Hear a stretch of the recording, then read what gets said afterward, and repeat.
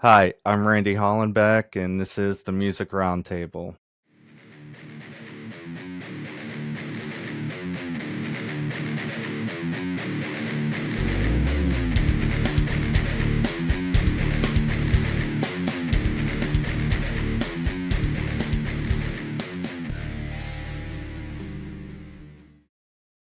Today on the show, we have Kenzie from alternative rock band Hello Luna. Hello.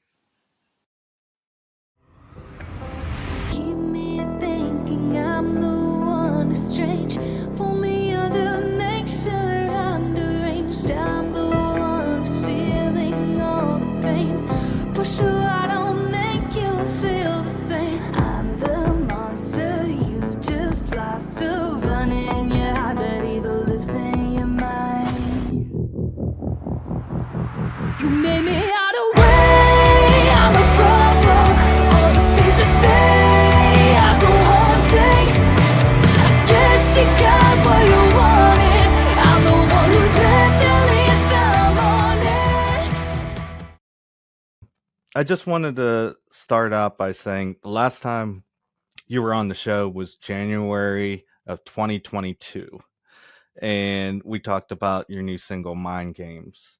What have you been up to since then? Well, we released the Into Static record.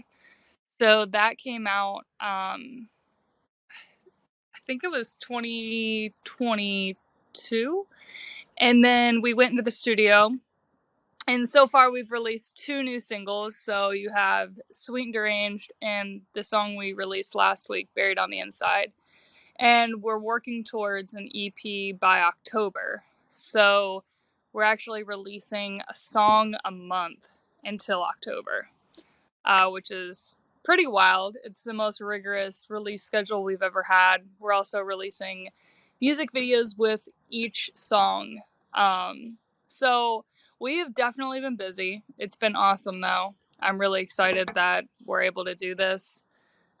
We started working with Nick Ingram over at Capitol House Studios. And yeah, we're kind of coming out strong this year and releasing a ton of new music and a ton of new content. So that's kind of what we got going on. What have you learned over the past year and a half about the music industry and how it works and stuff? Oh, wow, that's a loaded question. A whole lot. I mean, we went into Static and we basically wrote that entire record ourselves. And we did it through the course of COVID. And a lot of those songs had been demoed for a long, long time. And me and the band went in and we put in the hard work and we created that entire album all on our own with no outside help. And I think um that really helped us to establish who we were as artists. And I'm glad that we did that before we started writing with producers and kind of taking that next step to change our sound. Because I really got a sense of like who we are as a band.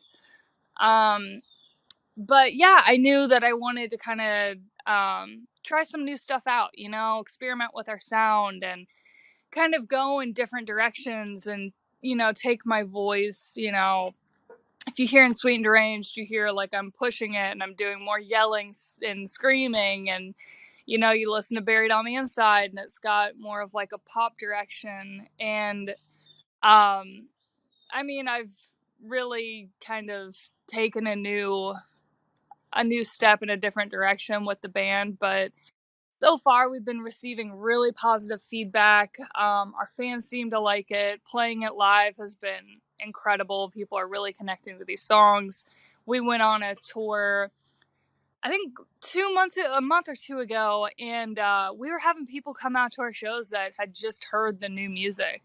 And so I was just really excited to see that. I think I've changed a lot as an artist from, into Static until these new songs, and I'm really excited that people are connecting to it. I mean, that's awesome. Okay, Buried on the Inside came out last week, and there's a real cool breakdown that you put on at the end. It's kind of like for crowd participation where you could get them to clap along with the song at the end. Was that done on purpose? So like when I was in the studio with Nick, we knew we wanted it to be open.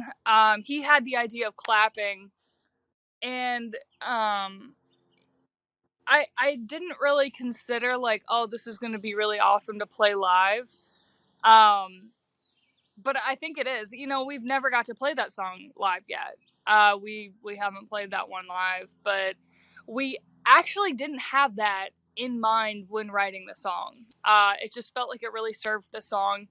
It was funny because when I was doing the clapping part, Nick was like, "All right, clap." I was so offbeat. I'm so bad at the stupid clapping. You know, I play guitar and everything else, and of course, the stupid clapping is what got me. But yeah, I really what we've been like honing in on is like what serves the song, and I'm excited to see how that plays out in a live setting. I think that crowd interaction that's going to be perfect for that, like you said. But yeah, it wasn't the intention in writing that part. That was just kind of like Nick's crazy idea. It was fun doing kind of like the really big chorusy vocals because I was like basically in the hallway of the studio, like yelling out and getting really close to the mic and really far away. And at one point, I was sitting inside of the vocal booth. But yeah, we tried all kinds of like weird, quirky things for that part. But never in the intention of like, oh, this is going to be sweet live. But can't wait to play it live, that's for sure. So when you were talking about getting close to the mic and stuff, you guys were like trying different like reverbs and then layering it kind of like that? You know, he would be better at explaining the logistics, but basically what we did is, yeah, we did like a bunch of different takes of me getting close to the mic and further away from the mic, and then just adding different, like effects on it, and just kind of making it huge and experimenting with, okay, if I get close to the mic or further away from the mic, if I stand in this room, how is the mic going to pick me up there? And we just kind of threw it all together, and it created this really, really cool, chorus effect. I love how it turned out. I think it's super sweet. And you were talking about that earlier about experimenting with different things and stuff like that. Definitely. Yeah. I think, like I said, doing Into Static was really awesome. And I think it really pushed me as a musician to be super nitpicky on like exactly how how everything is created, but it almost became like overwhelming with like how hands-on we were all being. Like everybody was, I feel like, over analyzing everything we were doing. So I think with our approach to these next songs, it was very much like I went into the studio with like concepts, which is something I've never done before. I always go into the studio with at least a demo. So like a verse and a chorus, and that'll have like a guitar part and a vocal on it. But for these, I really was letting Nick kind of take the reins and kind of developing something new. And it was such a awesome experience to go from Into Static, which took 3 years to come to fruition, to basically spending 5 days in the studio and coming out with an EP. It was really refreshing for me and super different. And I think you can definitely tell that in sonically with the music. But yeah, it's I don't know, it's just been more carefree and fun, and it's been really enjoyable, honestly. I've loved it.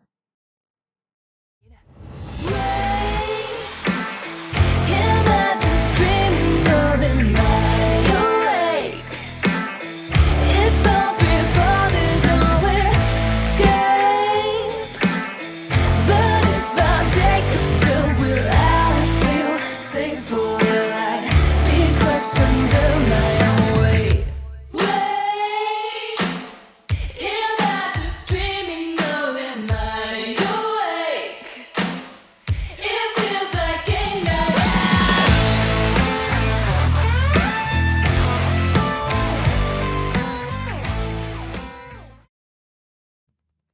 Sweet and Deranged came out about a month ago, and I wanted to talk to you about the story about this song because when I was reading the lyrics, it sounded like kind of like manipulation, gaslighting, toxic relationship, somebody trying to control you.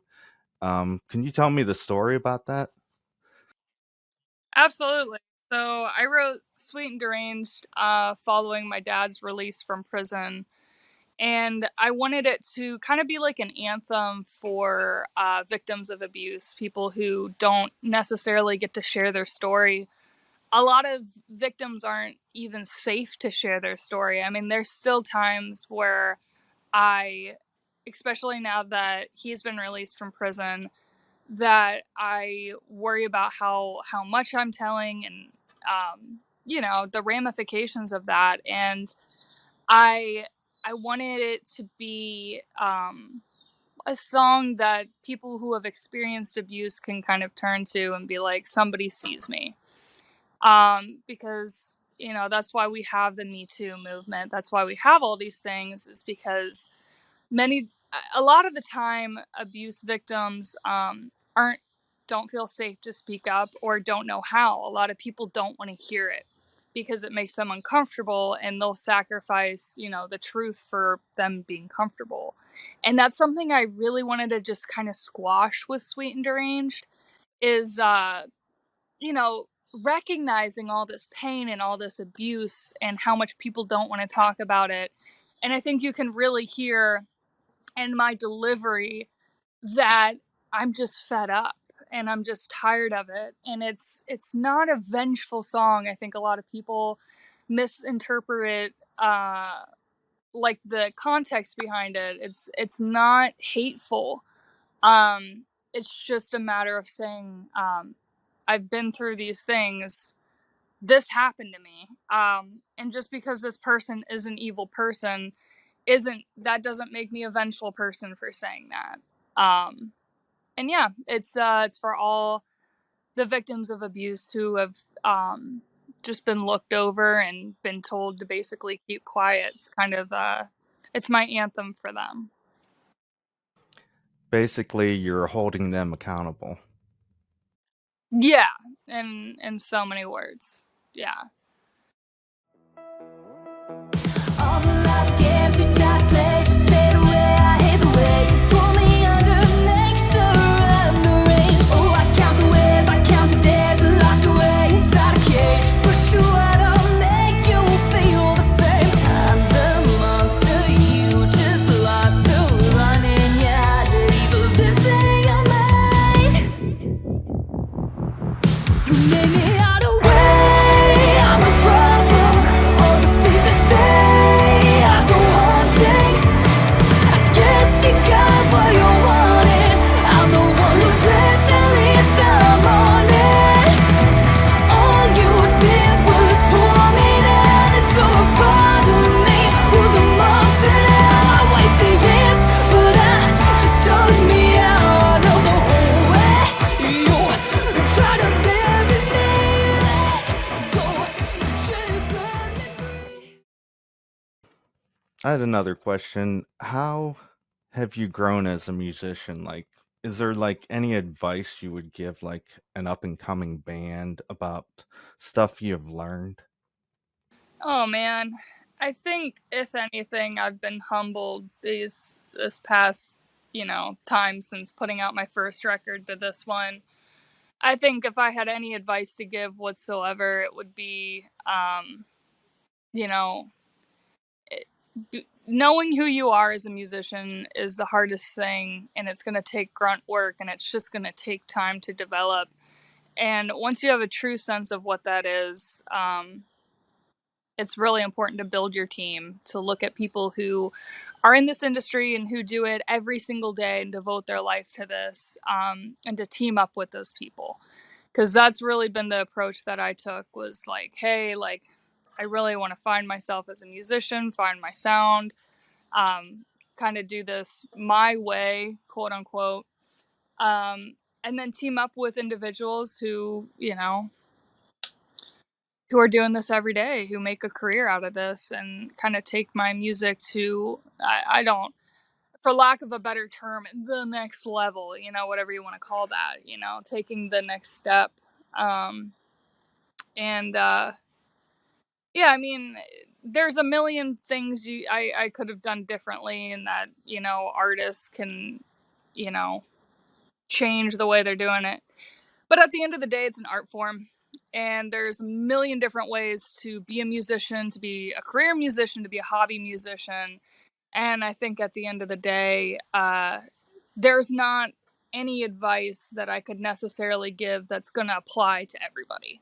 You kind of just have to find your own way and find your own path. And I think it's honestly a little toxic to kind of like stick to somebody else's narrative, because ultimately, I think, I had a venue owner talking to me the other day, and he was like, well, it's a 98% fail rate and blah, blah, blah, blah, blah. And I'm like, you're not wrong.